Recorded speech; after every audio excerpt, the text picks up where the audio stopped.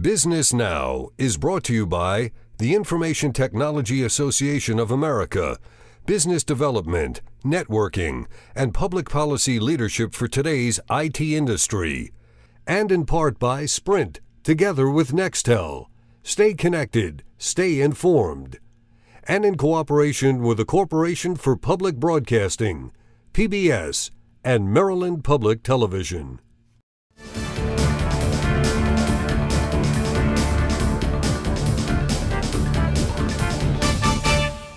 Welcome to Business Now Capital Edition. I'm Gary Nuremberg with our first report in 2008 about the economic partnership between Uncle Sam and the private sector.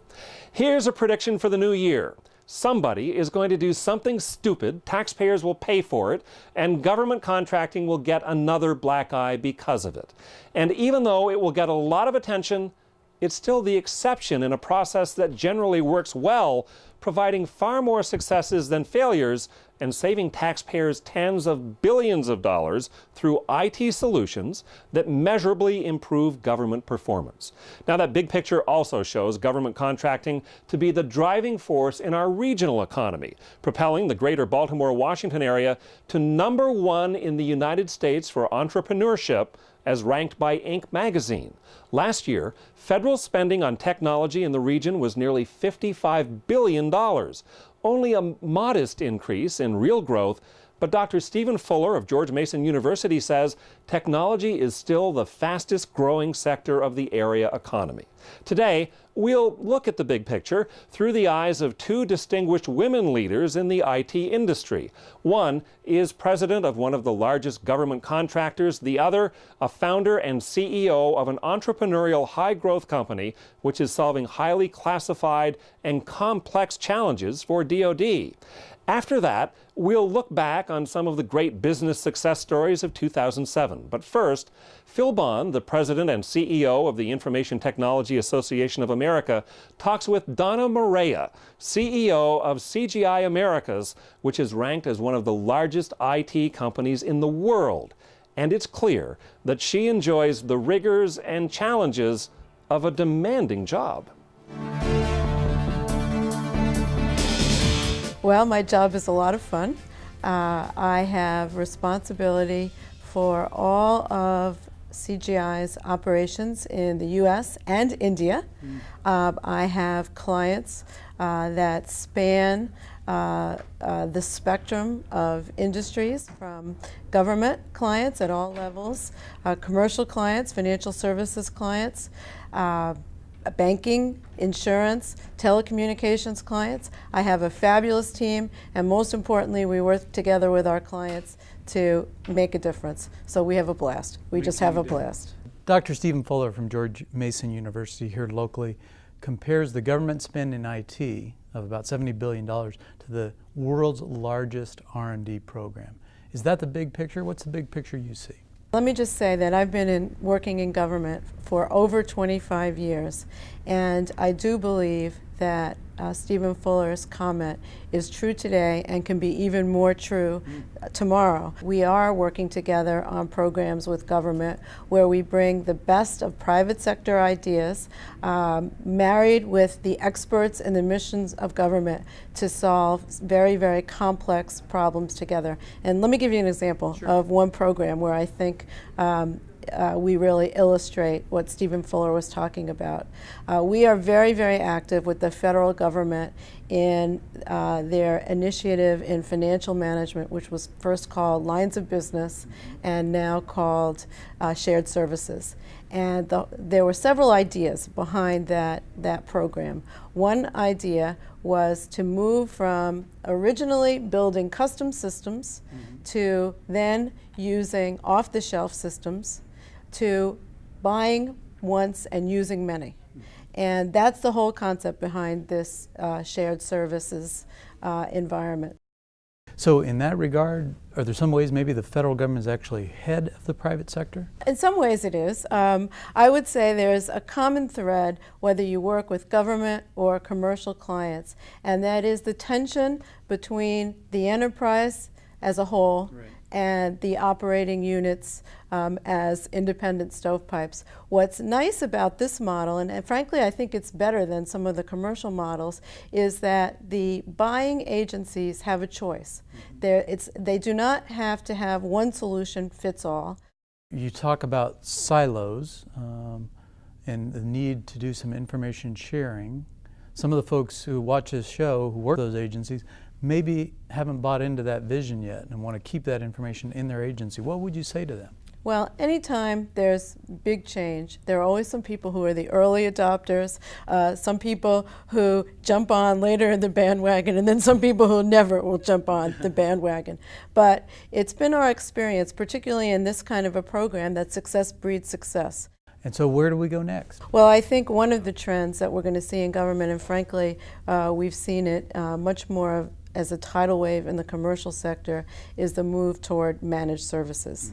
I won't use the word outsourcing because that is a dirty word to some in government. Yeah. But the truth is that as you look at the population providing the IT services in government, it's aging and shrinking. The resources allocated to IT are tightening, and the pressures to implement things quicker and faster with less risk is also increasing. So you add all those things together and you add a private sector that has the tools and capabilities and competencies to assist in this, in this environment, and you actually have something that works. Today we're in a time when some people are questioning the role of contractors specifically. Even though you and I might say it is the best of the private sector working with the best of the public sector, politically that's under fire and people are really questioning the role of contractors. Talk to me a little bit about the environment right now for federal contractors. Our government partners are getting more practical about how we marry the politics and getting the job done. And our goal is to not necessarily take jobs away from people in government, but more to enable them to do the core mission. And I think that's a very, very fundamental element of how you deal with the politics. Another area, a very sensitive area, of course, is moving jobs away from the United States and offshore. And so one of the things that we have done in response to that is to look at creating the same kind of business value that can be created through offshore services, but by doing them on the home shore. I like that, Donna, home shoring, competing against offshoring. At ITA, we recently did a study on just that question, looking at whether or not some rural U.S. settings could do IT work at a cost-competitive way vis-a-vis those offshore and around the world. And we found indeed there are some options. There are places where it does work. One of those happened to be Southwest Virginia, and that just also happens to be a place that you're engaged. Tell us about that. Well, as part of our partnership with the Commonwealth of Virginia, we thought we could do well by doing good, and so we have established a Center of Excellence, a software engineering center of excellence in Russell County in Lebanon, Virginia. And in that Center of Excellence, we perform very, very high-end software design, development, and testing. We opened the center about a year ago. We have 200 people working in the center. We originally thought we would scale up to about 300 within 2 years, 2 to 3 years, and in fact, we're accelerating a lot faster, and we'll probably hit 375 within 30 months. So it's a win all the way around. Let's talk about the government piece of that, in particular, your engagement with the Old Dominion, the state of Virginia, because from what I understand, this is really an overhaul that you're applying to the entire government enterprise, a real transformation that must include at least 100 agencies. Tell us a little bit about this work with Virginia. There are a couple of unique aspects to this engagement, one of which is that part of the funding comes from the legislature, but part of the funding comes out of savings and benefits that we generate.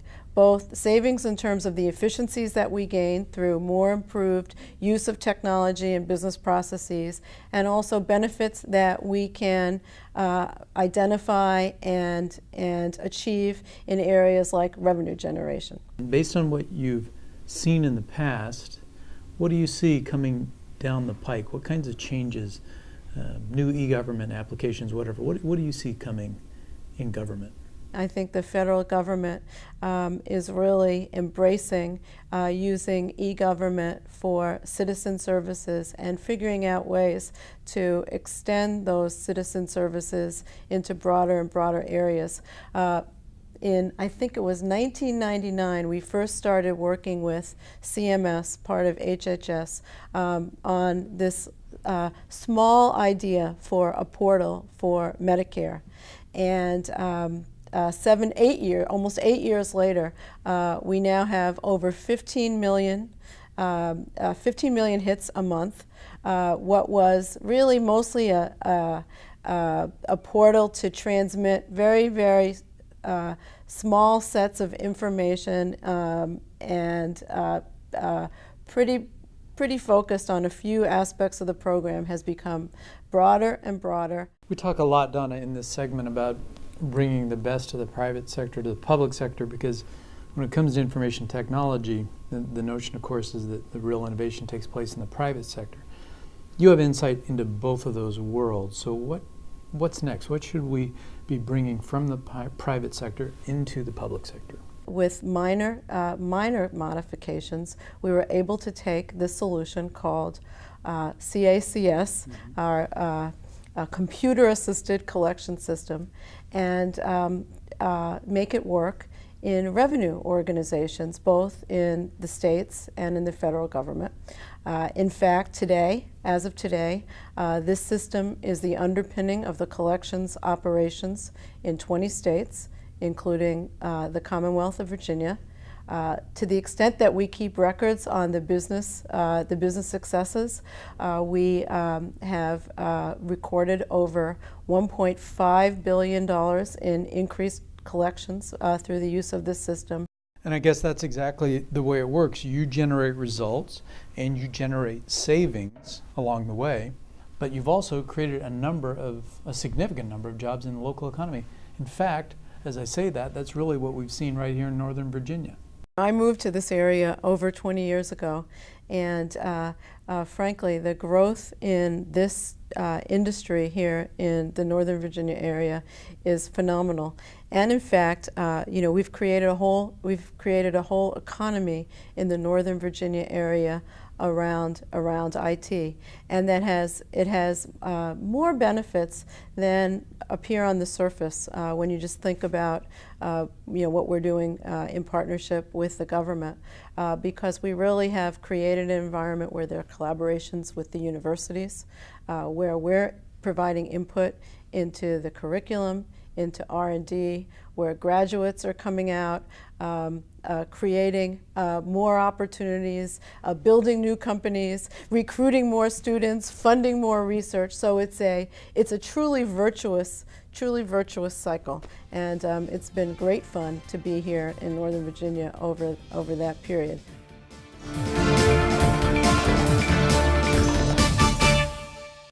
With the war on terrorism being waged on a global battlefield, American forces are encountering new kinds of weapons and threats, ranging from electronic warfare to suicide bombers and IEDs, those lethal explosive devices which have captured the headlines.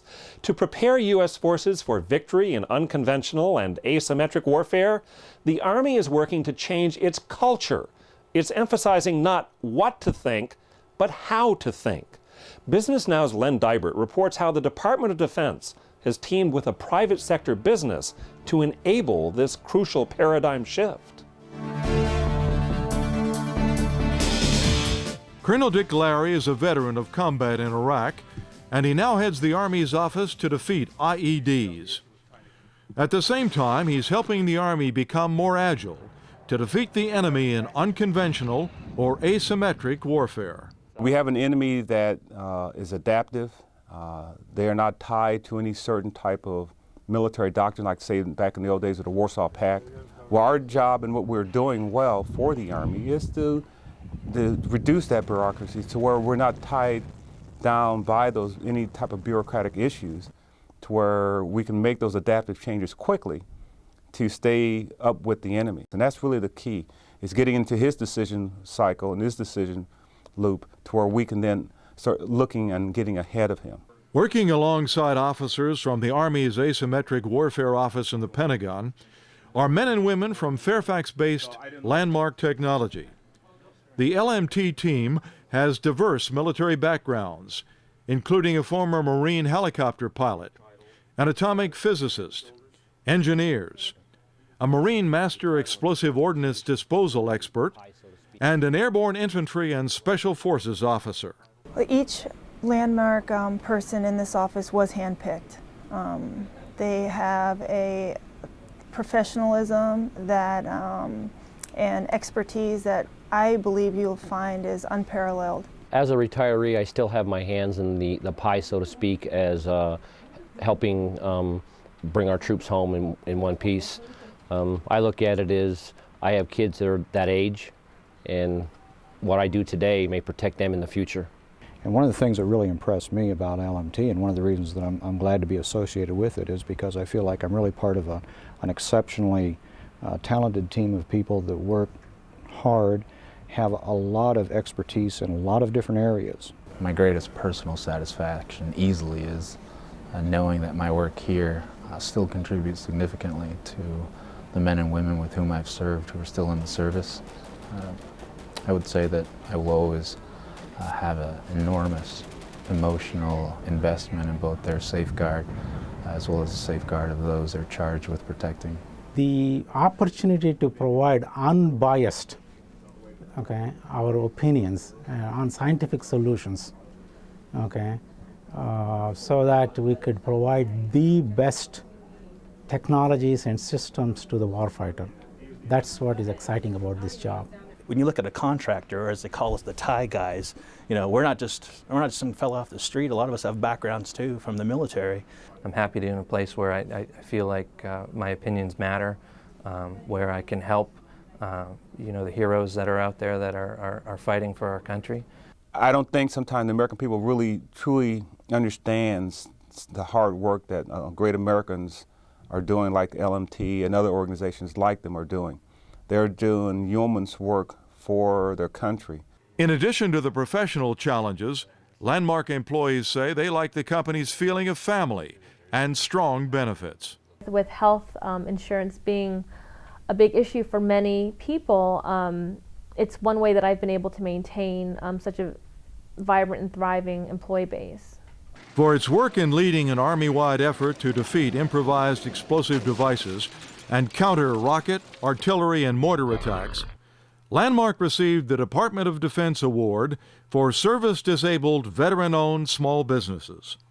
So this is about an effort by our men and women in uniform, but also by the civilians who support them, that make this so important, not just for us, but for future generations of Americans and other people around the world who will live in freedom because of the actions that people are taking today, both civilian and military.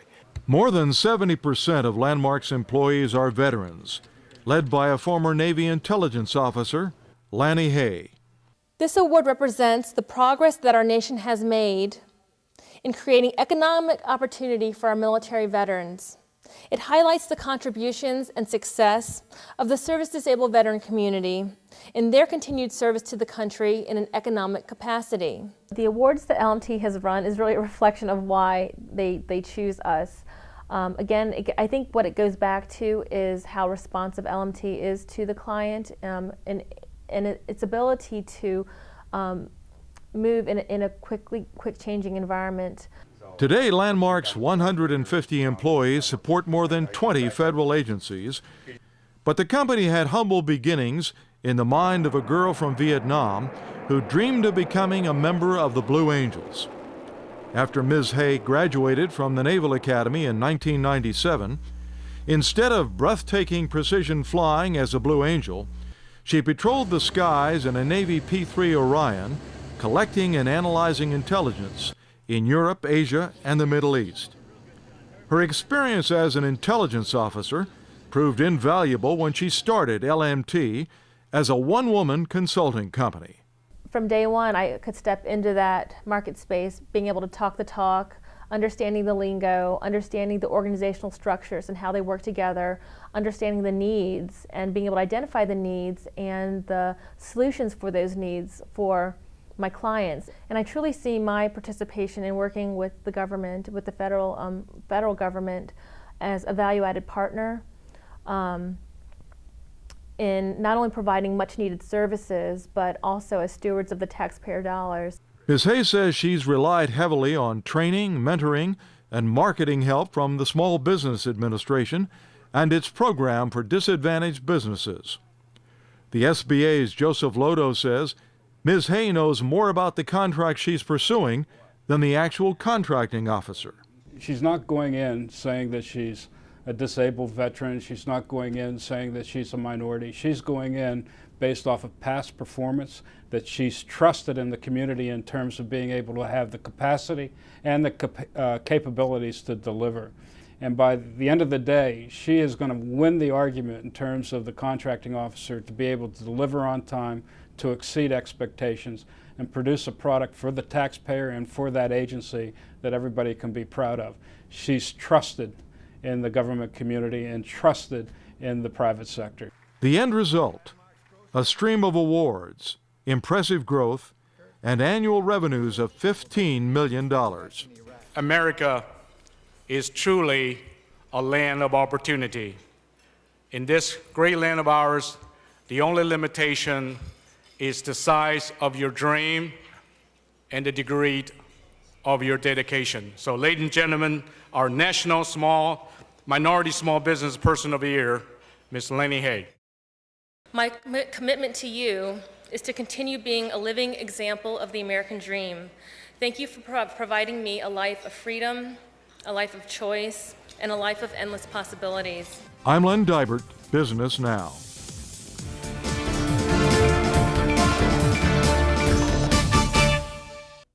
In this first Business Now episode for 2008, we've got a retrospective on 2007 with exciting updates on two of those businesses.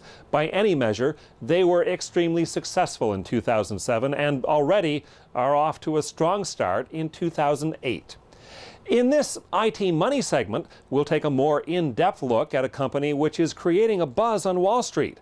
We'll hear what some of the speculative stock pros are saying about this potentially interesting IT investment.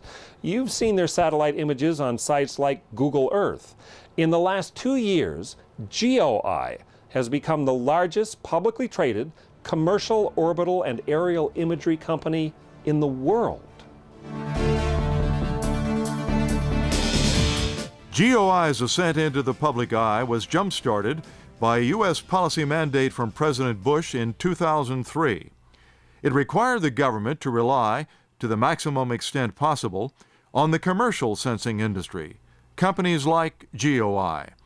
The mandate included fulfilling imagery and geospatial needs for the military, intelligence, foreign policy, homeland security, and civil users. Starting in mid-2007, Google Earth helped create awareness among the public and on Wall Street of companies like GeoEye. Hold on to your seats. Increasingly, governments are outsourcing the work instead of launching their own satellites. Plus, the commercial use of satellite imagery is on the upswing. Just look at Google Earth. Cool site, right? Microsoft Virtual Earth, never as cool as anything Google does. The demand for this stuff from insurance, from forestry companies, you don't often hear these two mentioned in the same breath. While all this is happening, GeoEye is part of a virtual duopoly. We love those, oh mad money. A duopoly in satellite imagery, that's no real competition. And the other one, Digital Globe. Digital Globe is in public. This is the only publicly traded pure play on satellite imagery. Mole on that. How about I throw in a catalyst? If everything goes according to plan, I think this $22 stock could double. Double. Since this coverage in July 2007, a series of contract wins, more institutional investments, and coverage by industry analysts pushed GeoEye stock up 40%. It's currently hovering around $34 a share. The perceived hazard of a failed satellite launch seems to have lessened as investors understand the industry potential and risk. The president and CEO of GeoEye described his view of the risks on CNBC. Do we have to worry? What are the percentages that are in the industry, and what are your percentages for successful launches? The early part of the industry, Jim, did have some problems, you're right. But the team that we put together for this satellite is world-class. We got General Dynamics building the satellite. They've got a nearly 100% mission success rate. We've got Boeing doing the launch. They are at 100% success rate. We've got ITT doing the camera. They've got a 100% mission success rate. So we paid up to get a great team, and that's substantially mitigated any of the risks that you had early in the industry. Well, you know, I got to tell you, to me, this is a great spec, and it's going to stay a great spec. According to NASA, the Delta II rocket has a success rate of 100% since 1997. Doing business globally over the internet requires that a company translate its website into multiple languages to meet vastly different linguistic and cultural expectations. This business of translating websites and adapting products for global trade is called localization. And as global business has grown, so has the business of localization. In early 2006, BusinessNOW visited We Localize Incorporated of Frederick, Maryland, as part of a story we aired about localization. The company had quickly become a recognized global player in the very fragmented business of localization. They had just been listed as one of the 500 fastest-growing private companies in America by Inc. magazine. In the fall of 2007, We Localize made the Inc. magazine list for a third year in a row with growth of 404%. This growth came from greater organic sales and the acquisition of 7 companies around the world, including firms in China, Japan, Ireland, and Germany. The We Localize story is a graduate textbook case about global business, industry consolidation, and a successful merger strategy through the acquisition of companies around the world. And we've had a year of change this year. Our company this year has now gone over 300 people worldwide. We've got 8 offices now worldwide. We made 2 more acquisitions this year. These are remarkable achievements because during all of that, we managed to grow by 25% this year. We managed to eke out a 42% gross margin consolidated across all of our offices. We've managed 15% EBITDA year to date. So these are amazing achievements. We Localize has won contracts from some of the biggest names in global business, including IBM, Google, Blackboard, and Microsoft. And we are ready to go after some of the most challenging engagements out there. We've been very successful in some of those this year, and within the past 12 months we've won engagements for the likes of Google, which was very competitive. We've expanded our offerings into unique areas with Microsoft. We've continued to grow our business with Canon. We've got lots of great things happening in Japan now, which we acquired in July, where they are working with IBM and Microsoft, and China is continuing to grow. So it's been very exciting all around the world in all our offices.